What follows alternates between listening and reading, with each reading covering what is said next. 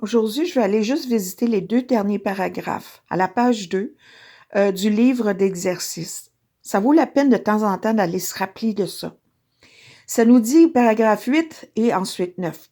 Certaines de ces idées que présente le livre d'exercices, je vais faire des sauts là, par moment, mais juste récapituler ce que ça dit, te paraîtront difficiles à croire.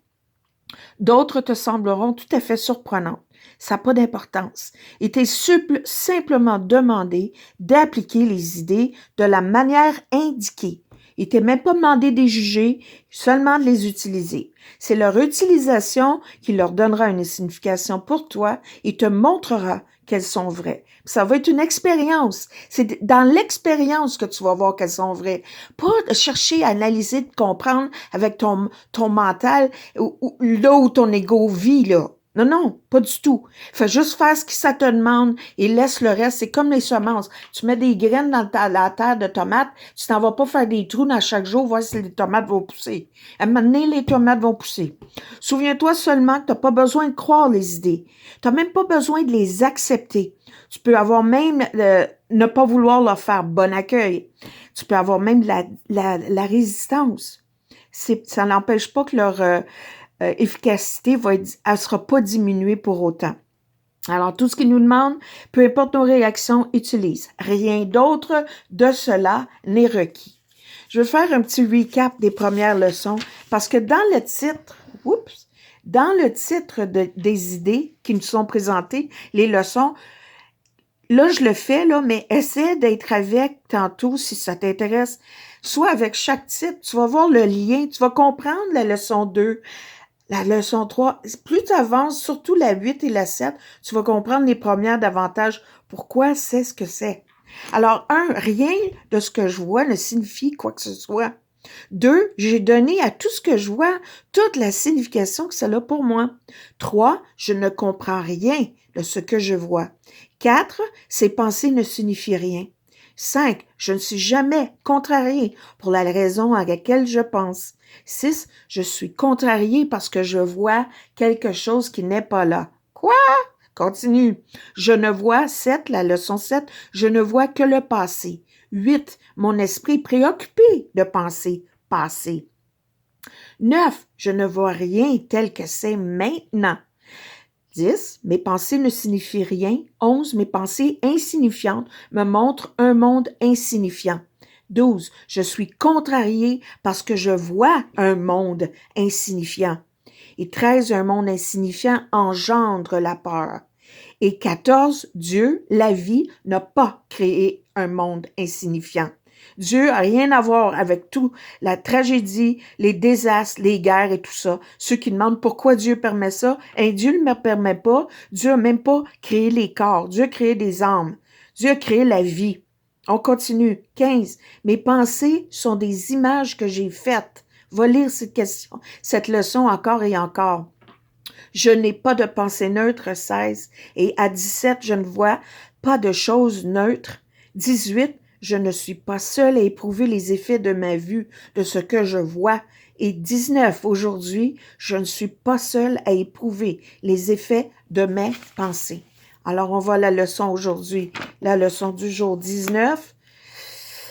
Je ne suis pas seule à éprouver les effets de ma pensée, de mes pensées. L'idée aujourd'hui est évidemment la raison pour laquelle ce que tu vois, ta vue, n'affecte pas toi seul. Tu remarqueras que parfois les idées reliées à la pensée précèdent celles qui sont reliées à la perception, tandis qu'à d'autres moments dans les leçons, l'ordre est inversé. La raison est que l'ordre n'a pas d'importance.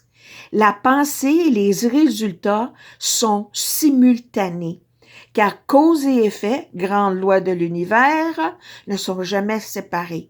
Aujourd'hui, nous insistons à nouveau sur le fait que les esprits sont joints.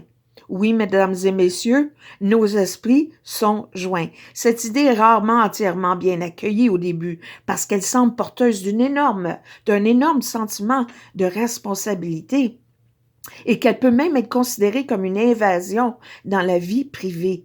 Or, le fait qu'il n'y a pas de pensée privée, ça dérange, hein?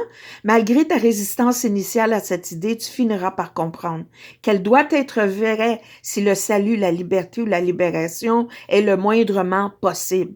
Et la libération, le salut, la liberté doit être possible parce que c'est la volonté de Dieu. Je vais revenir à la volonté de Dieu après la leçon. Donc, l'examen, aujourd'hui, la leçon demande 1 minute environ qui est requise avec tes yeux fermés.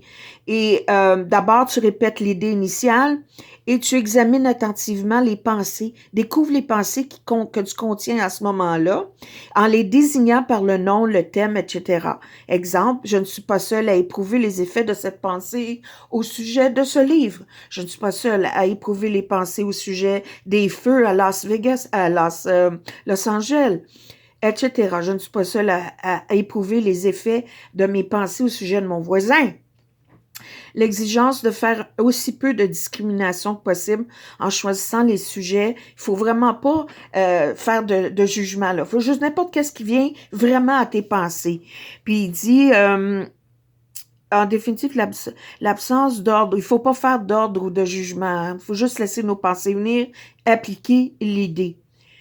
Et ça dit au moins 3 périodes d'exercice d'1 minute sont requises en écourtant leur durée si nécessaire, si tu sens vraiment de l'inconfort. Mais n'essaie pas d'en faire plus que 4.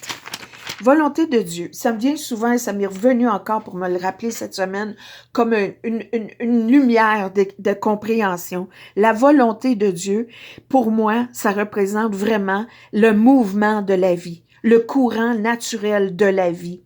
Ce qui se présente à nous dans la vie, que c'est tout ce qui apparaît, ce qui semble être, c'est un courant, ça. C'est une direction très naturelle de la vie. Et c'est nos jugements par rapport à ça, nos réactions par rapport à ce qu'on a appris, qui saisit ce moment-là, qui le prend en photo quasiment, puis que là, tu crées une idée, une interprétation de ce qui se passe.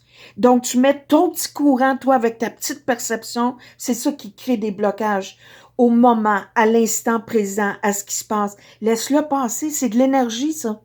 Tout est énergie, puis au centre même de ce mouvement de la vie, c'est le calme total, c'est le silence, c'est de stillness.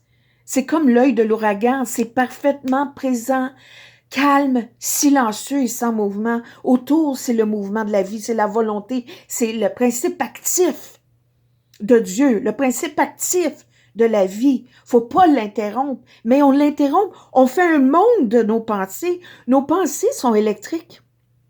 Elles sont de l'énergie, elles portent une fréquence, elles sont vibratoires. C'est pour ça qu'elles émettent, elles créent, nos esprits sont créateurs. On est fait à l'image du créateur, nos esprits sont créateurs. Mais nous, on ne crée pas la vie, on invente des images. Donc, c'est important de se souvenir de ça. Donc, le mouvement de la vie, c'est la volonté de Dieu.